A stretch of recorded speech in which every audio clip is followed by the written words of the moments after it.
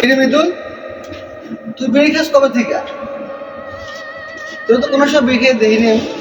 বিড়ি কিনলে খাস, কি সমস্যা?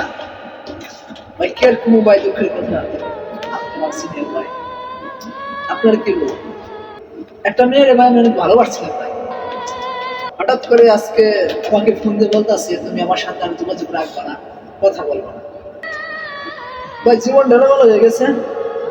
তো আমি বলার জন্য অনেক চেষ্টা করছিলাম, পারি নাই। লাস্টে আমি চিন্তা করলাম, অনেকে বলে সিগারেট খাইলে নাকি এ সমস্ত কিছু দূরে থাকা যায়, জানি না পারবো কিনা, তাই চেষ্টা করতেছি আর কি। না না, এসব ফালতু মেয়েদের চিন্তা মাথার থেকে বাদ দিয়া তুমি যেটা করবা, মসজিদে যাইবা, ৫ ওয়াক্ত নামাজ পড়বা।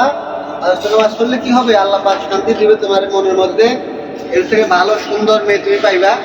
হ্যাঁ, দিন এবং আখিরাতের শান্তি হবে ইনশাআল্লাহ। বাদ দে ভাই, সব চিন্তা ভাবনা বাদ দে, সব কিছু ঠিক হয়ে যাবো ইনশাআল্লাহ।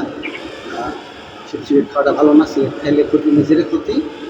বাদ দিয়ে ঠিক আছে ভাই, ঠিক আছে।